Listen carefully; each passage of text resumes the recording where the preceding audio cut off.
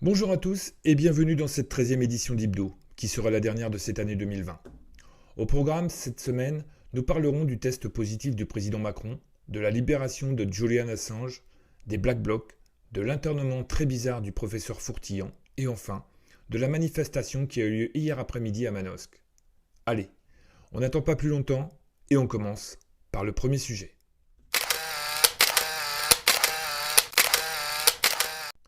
Le président de la République française testé positif au Covid-19. Manipulation gouvernementale ou réalité? On ne peut s'empêcher de se poser la question après tous les mensonges servis chaque jour sur les ondes ou les réseaux. Dans une vidéo, Macron apparaît, très émacié, teint terne, avec un bureau en arrière-plan sur lequel trône un gel hydroalcoolique et une boîte de médicaments. Plus loin, les drapeaux français et européens. Sur le côté, une grande télé pour montrer qu'il continue à traiter les affaires du pays. Une mise en scène digne des plus grandes productions hollywoodiennes.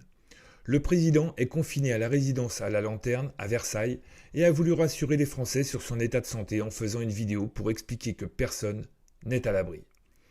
Il a dit qu'il ferait une vidéo chaque jour pour informer les Français sur l'évolution de sa maladie. Une purge de plus avec les longues allocutions de Jean Castex, d'Olivier Véran et Jérôme Salomon. Ce qu'omet de préciser le président Macron, c'est que le mercredi 16 décembre, au détriment de toutes les règles imposées par lui-même, il a partagé un dîner avec 10 convives autour d'une table d'une quinzaine de mètres de long.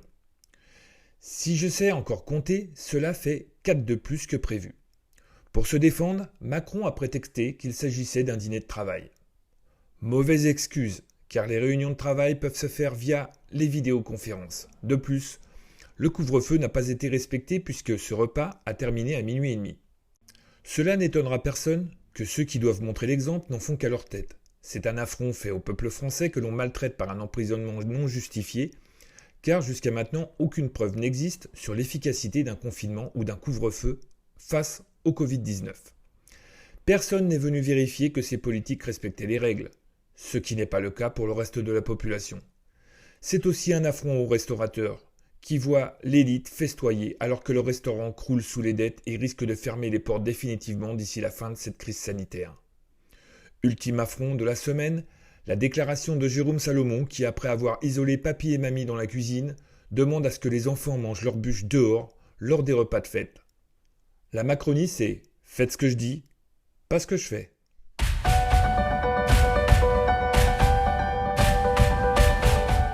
Le bruit courait depuis quelques jours quant à la libération de Julian Assange.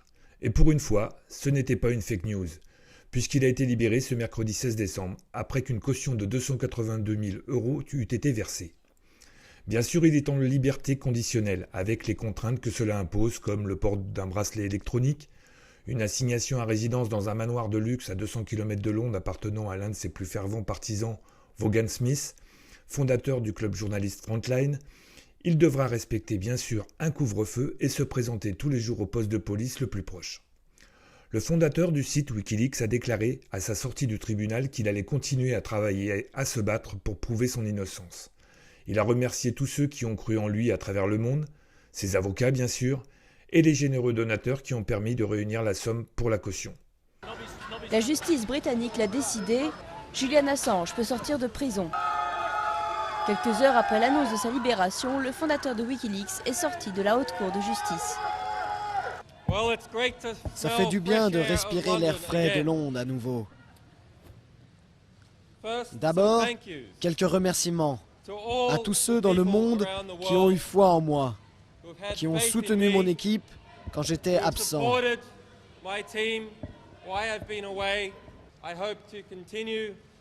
J'espère continuer mon travail et continuer à proclamer mon innocence dans ce domaine et à prouver que ces allégations sont fausses.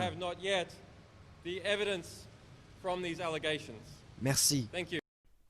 Cependant, l'Australien de 49 ans n'est pas sorti d'affaire pour autant, puisque pèse sur lui une extradition vers la Suède où il est poursuivi pour viol et violence sexuelle. Accusation qu'il a toujours démentie. La justice américaine n'est pas en reste, puisqu'elle essaie toujours de savoir si Julian Assange a incité ou aidé le soldat Bradley Manning à faire fuiter une partie des télégrammes diplomatiques. Si les faits sont avérés, les États-Unis pourraient inculper Julian Assange. Si ce dernier dit ne pas être trop inquiet d'être extradé vers la Suède, il l'est plus pour ce qui concerne les États-Unis.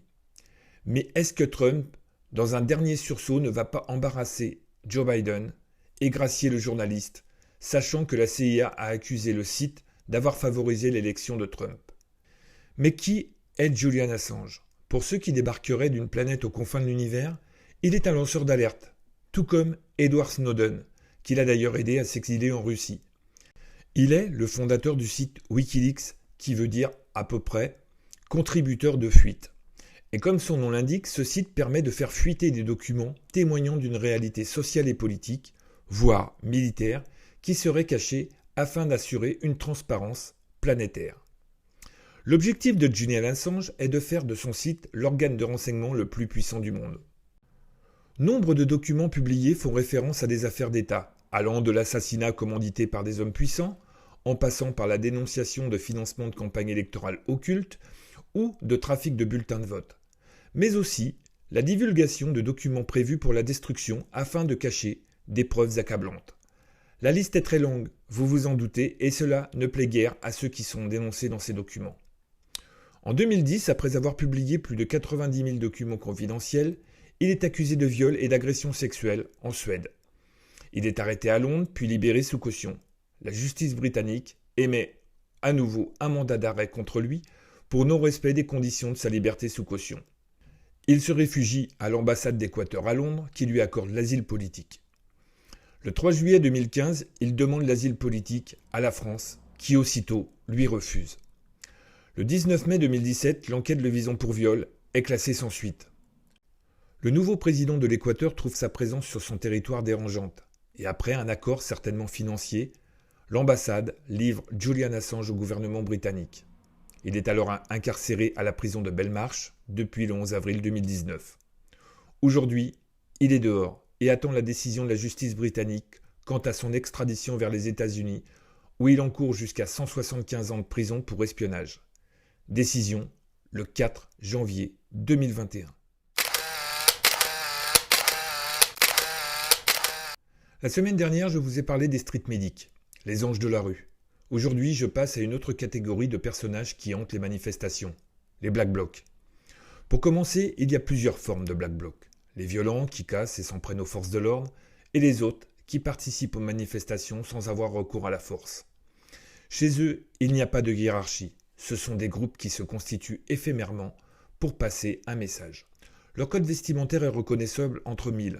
Vêtus de noir, des pieds à la tête, masqués pour conserver l'anonymat, mais aussi pour conserver une certaine horizontalité dans le groupe, sans chef, sans genre. Dans le bloc, tous sont égaux. Pour la plupart, ce sont des activistes de la mouvance d'extrême gauche libertaire ou tout simplement autonomes. D'ailleurs, de plus en plus de femmes ont rejoint les rangs des Black Blocs après avoir été violentées par les forces de l'ordre lors des manifestations des Gilets jaunes. Leurs actions sont principalement dirigées vers les symboles de l'État, comme la police, les tribunaux, ou ceux du capitalisme comme les banques, les afficheurs publicitaires, les assurances et les multinationales. La médiatisation des Black Blocs a commencé lors des manifestations contre la première guerre du Golfe en 1991. On suivi d'autres actions, à Gênes en 2001, à Strasbourg lors du sommet de l'OTAN en 2005, à Hambourg pendant le G20 en 2017, ainsi qu'en 2018 pendant la crise des Gilets jaunes. Mais l'origine des Black Blocs remonte un peu plus loin dans le temps, dans les années 80 du côté de Berlin-Ouest. Des blocs se constituent pour faire des actions afin de défendre des squats ou des lieux autogérés menacés d'expulsion, comme cela est arrivé en France sur la ZAD de Notre-Dame-des-Landes. Contrairement aux idées reçues, les Black Blocs ont été créés par des étudiants allemands, plutôt issus de milieux privilégiés.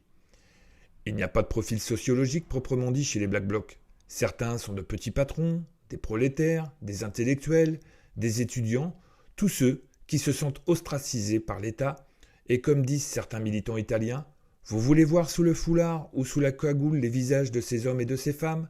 Sachez que ce sont les mêmes qui vous versent des loyers pour des logements de misère. Certains blocs ne comptent qu'une dizaine de personnes, d'autres peuvent aller jusqu'à des milliers. Même s'il est difficile de les identifier, de nombreuses femmes en font partie. Sidérées de se voir ainsi visées, certaines manifestantes ont décidé de se radicaliser comme une forme de revanche. La loi du talion. Vous nous avez apporté la violence, nous allons vous la rendre, ont déclaré certaines d'entre elles. Les blocs se forment de façon éphémère, comme je l'ai dit au début du sujet. Leur but, commettre des actions chocs et rapides. Pas plus de quelques minutes. Un point de rendez-vous est fixé, loin des regards des policiers, et les membres du groupe se mêlent à la foule, habillés comme vous et moi. Ils se changent dans le cortège au dernier moment pour ne pas se faire repérer, puis frappent leur cible avant de retourner se changer pour redevenir anonymes. Pourquoi les Black Blocs se servent des manifestations pour agir ? Parce que les médias couvrent ces événements et sont là pour relayer leur message, mais aussi parce qu'ils trouvent les manifestants trop sages, et cela ne fait en aucun cas fléchir le pouvoir. L'usage de la force envoie aussi un message aux défavorisés, comme le fait de mettre leur propre personne en danger afin d'exprimer leur solidarité. Comme je l'ai dit la semaine dernière, les blocs sont aussi présents pour protéger physiquement les manifestations, la preuve que les actions des Black Blocs n'est pas toujours comprise de certains manifestants, qui trouvent leur présence contre-productive et salissent leur message. C'est un problème du manque de communication, puisque les Black Blocs ne peuvent dévoiler à l'avance leur plan pour agir en toute sécurité. Heureusement, au fur et à mesure des manifestations, leurs méthodes ont été plus claires pour les manifestants, car ils pouvaient voir ces ombres noires se faufiler tels des ninjas jusqu'à se mettre en tête des cortèges pour faire bloc entre les manifestants et les forces de l'ordre. Une autre forme d'action connue est de provoquer des diversions afin de permettre aux manifestants d'accéder sur les lieux de leur opération, comme le blocage des routes par exemple. Mais les manifestations des Gilets jaunes ont aussi mis en lumière les techniques d'infiltration de certains agents des forces de l'ordre, qui emploient les mêmes codes qu'eux afin de discréditer à la fois les manifestations et les actions des Black Blocs. Des vidéos au début des Gilets jaunes montraient des policiers qui montaient dans un fourgon de la police pour en ressortir habillés tout de noir vêtus, cagoulés, pour ensuite se rendre sur les Champs-Élysées et casser des vitrines. On en a même vu certains d'entre eux piller la boutique du Paris Saint-Germain. On a aussi vu un Black Bloc se faire interpeller et au moment de passer la ligne de CRS, celui-ci leur expliquant qu'il était flic et disparaissait derrière le mur de Robocop sans problème. Une chose était déjà étonnante dans cette interpellation, le fait qu'aucun autre Black Bloc n'essaie de sortir un de leurs frères d'armes des griffes des forces de l'ordre. Car chez eux, on ne laisse personne derrière. Lors du premier anniversaire des Gilets jaunes, j'étais présent sur la manifestation qui devait partir de la place d'Italie à Paris. Après avoir reçu des quantités impressionnantes de grenades lacrymogènes, de LBD, de grenades GLIF-4 dites de désencerclement, sans oublier des canons à eau, durant 2h30, le cortège a réussi à sortir de cette nasse pour se regrouper quelques centaines de mètres plus loin et déambuler dans les rues parisiennes. Arrivé dans le quartier des Halles, j'ai vu, de mes yeux, des policiers de la BAC, marteau à la main, courser des manifestants. Ces poursuites se sont prolongées jusque tard dans la nuit. Ce n'est pas une légende, contrairement à ce que peuvent dire certains syndicats policiers ou les médias mainstream. C'est la réalité. Et beaucoup de ceux qui ont couvert ces manifestations ont été les témoins de ces actes ignobles de la part de ceux qui doivent nous protéger. J'ai ainsi pu constater que les forces de l'ordre se servent de toutes les armes qui leur sont données, sans sanction de la part de leur hiérarchie. Au contraire, ils sont appuyés par le ministre de l'Intérieur et le préfet. Pour résumer, ce que sont les Black Blocs, ce sont des hommes et des femmes qui luttent contre les discriminations et l'injustice. La suite dans la deuxième partie de cette édition.